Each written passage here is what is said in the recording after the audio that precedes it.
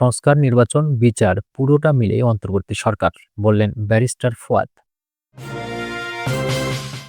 এদিকে আশাশুনির ভাঙন কবলিত এলাকায় জরুরি ত্রাণ ও মেডিকেল সহায়তা নিয়ে নৌবাহিনী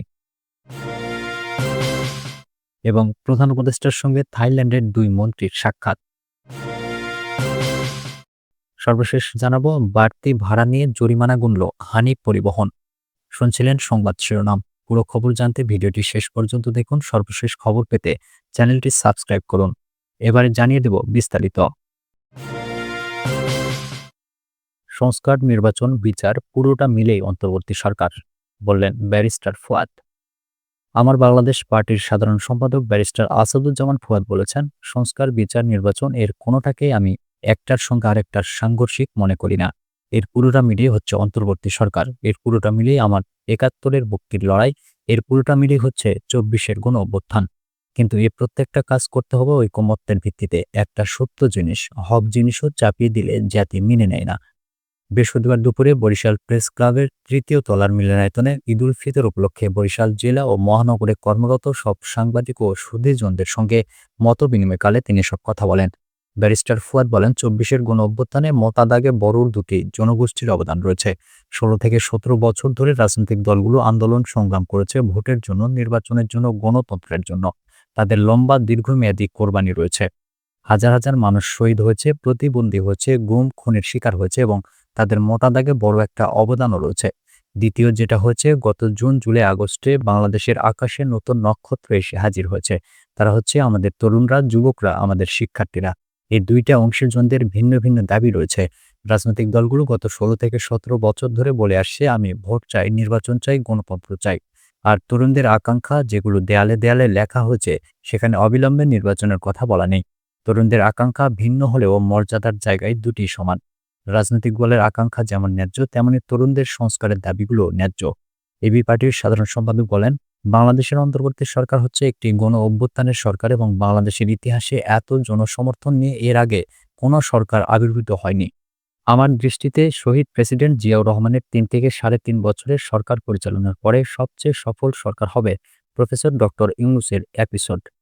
আর এটা সময়ের উপর নির্ভর করবে। যদি তিনি সবার ঐকমত্যের ভিত্তিতে ২, ৩ অথবা ৪ বছর থাকতে পারেন, তাহলে গত ৪ থেকে ৫ বছর ধরে আমাদের মাঝে সিঙ্গাপুর, মালয়েশিয়া, দক্ষিণ কোরিয়া হওয়ার যে আকাঙ্ক্ষা, সে পথে অনেকটা এগিয়ে যাব। এ সময় সংস্কার, নির্বাচন, বিচারের একটি সম্মিলিত রোডম্যাপ ঘোষণার দাবি জানান ফুয়াদ। তিনি মনে করেন, এই রোডম্যাপ ধরে দেশকে এগিয়ে নেওয়া সম্ভব। আশাশুনির ভাঙন কবলিত এলাকায় জরুরি ত্রাণ ও মেডিকেল সহায়তা নিয়ে নৌবাহিনী। সাতক্ষীরার আশাশুনিতে বেড়িবাঁধ ভেঙে ক্ষতিগ্রস্ত ও পানিবন্দী মানুষের মাঝে জরুরি ত্রাণ ও চিকিৎসা সহায়তা দিয়েছে বাংলাদেশ নৌবাহিনী। বৃহস্পতিবার দুপুরে খুলনা নৌ অঞ্চলের তত্ত্বাবধানে আশাশুনি উপজেলার আনুলিয়া ইউনিয়নের বিছট ও কাকবাসিয়া এলাকায় এসব ত্রাণ সামগ্রী বিতরণ করা হয়। এ সময় নৌবাহিনীর পক্ষ থেকে জানানো হয়, সংকটকালে জনগণের পাশে থাকা শুধু দায়িত্ব নয়, এটি বাংলাদেশ নৌবাহিনীর এক দৃঢ় অঙ্গীকার। সাতক্ষীরা জেলার আশাশুনি উপজেলার আনুলিয়া ইউনিয়নের বিছটে খোলপেটুয়া নদীর পানি বৃদ্ধি ও প্রবল স্রোতের কারণে গত ৩১ মার্চ বেড়িবাঁধ ভেঙে কয়েকটি গ্রাম প্লাবিত হয়। আকস্মিক এ প্লাবনে চিংড়ি ঘের, বোরো ধানের ক্ষেতসহ বিস্তীর্ণ এলাকা পানির নিচে তলিয়ে যায়। ফলে অনেক মানুষ পানিবন্দী অবস্থায় দুর্বিষহ জীবন অতিবাহিত করছে। মানবিক এ পরিস্থিতিতে বাংলাদেশ নৌবাহিনী জনগণের দুঃখ দুর্দশা লাঘবে এগিয়ে এসেছে। এ লক্ষ্যে ৫০০ পরিবারের মাঝে চাল, ডাল, তেল, চিনি, বিশুদ্ধ পানি, পানির জ্যারিকেন, ঔষধ, খাবার, স্যালাইন, বিভিন্ন রকমের শুকনো খাবার, মোমবাতি, দিয়াশলাই বিতরণ করা হয়েছে।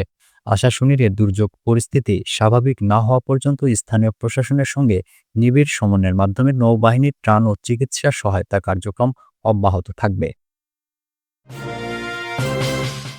প্রধান উপদেষ্টার সঙ্গে থাইল্যান্ডের দুই মন্ত্রীর সাক্ষাৎ।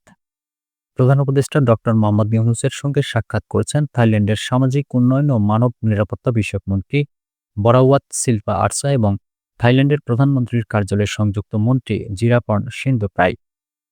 বৃহস্পতিবার ব্যাংককে বিমস্টেক সম্মেলনের ফাঁকে সাক্ষাৎ অনুষ্ঠিত হয়। এর আগে প্রধান উপদেষ্টা বিমস্টেক ইয়ং জেনারেশন ফোরামে বক্তব্য দেন। বঙ্গোপসাগরীয় দেশগুলোর আঞ্চলিক সহযোগিতা জোটের শীর্ষ সম্মেলনে যোগ দিতে প্রধান উপদেষ্টা ব্যাংকক পৌঁছান। 2 থেকে 4 এপ্রিল ব্যাংককে বিমস্টেক সম্মেলন অনুষ্ঠিত হচ্ছে। সম্মেলনে বিমস্টেকভুক্ত বিভিন্ন দেশের সরকার প্রধানদের সঙ্গে শুক্রবার দ্বিপাক্ষীয় বৈঠক করবেন প্রধান উপদেষ্টা। বিমস্টেক সম্মেলনে যোগ দিতে প্রধান উপদেষ্টা অধ্যাপক ডক্টর মোহাম্মদ ইউনূস বৃহস্পতিবার স্থানীয় সময় দুপুর 12টায় ব্যাংকক পৌঁছান। এর আগে এদিন সকাল 8:55 প্রধান উপদেষ্টা ও তার সফর সঙ্গীদের বহনকারী বিমান বাংলাদেশ এয়ারলাইন্সের একটি ফ্লাইট হজরত শাহজালাল আন্তর্জাতিক বিমানবন্দর থেকে ব্যাংককের উদ্দেশ্যে যাত্রা করে। বিমস্টেক সম্মেলন 2 থেকে 4 এপ্রিল থাইল্যান্ডের রাজধানী ব্যাংককে অনুষ্ঠিত হচ্ছে। আগামী 4 এপ্রিল প্রধান উপদেষ্টা অধ্যাপক ইউনূস আনুষ্ঠানিকভাবে বিমস্টেকের চেয়ারম্যান হিসেবে দায়িত্ব নেবেন এবং এর মধ্য দিয়ে বাংলাদেশের কাছে বিমস্টেকের দায়িত্ব হস্তান্তর করা হবে। ওই দিন প্রধান উপদেষ্টা ঢাকার উদ্দেশ্যে রওনা দেবেন। বাড়তি ভাড়া নিয়ে জরিমানা গুনল হানিফ পরিবহন। ঈদ পরবর্তী কর্মস্থলে ফেরা যাত্রীদের কাছ থেকে অতিরিক্ত ভাড়া আদায়ের অভিযোগে রাজশাহীতে হানিফ পরিবহনকে 20,000 টাকা জরিমানা করেছে বিআরটিএর ভ্রাম্যমাণ আদালত। বৃহস্পতিবার সকাল থেকে দুপুর পর্যন্ত রাজশাহীর শিবপুরের রাজশাহী ঢাকা মহাসড়কের পাশে একটানা অভিযান পরিচালিত হয়। বিআরটিএর রাজশাহী বিভাগীয় কার্যালয়ের নির্বাহী ম্যাজিস্ট্রেট আলপনা ইয়াসমিনের ভ্রাম্যমাণ আদালতের নেতৃত্বে এ অভিযান চলে। নির্বাহী ম্যাজিস্ট্রেট আলপনা ইয়াসমিন সাংবাদিকদের জানান, অতিরিক্ত ভাড়া আদায়ের জন্য রাজশাহী ঢাকা রুটে চলাচলকারী হানিফ পরিবহনকে 20,000 টাকা জরিমানা করা হয়েছে। কারণ তাদের টিকিটের গায়ে লেখা আছে 820 টাকা, কিন্তু নন এসি ভাড়া হবে 690 টাকা। তিনি বলেন, বাড়তি ভাড়া নেওয়া ছাড়াও অনেক যাত্রীর কাছ থেকে 900 টাকা থেকে 1000 টাকা ভাড়া নেওয়া হচ্ছে। সাধারণ যাত্রীরা বিপাকে পড়ে বাড়তি ভাড়া দিতে বাধ্য হচ্ছেন।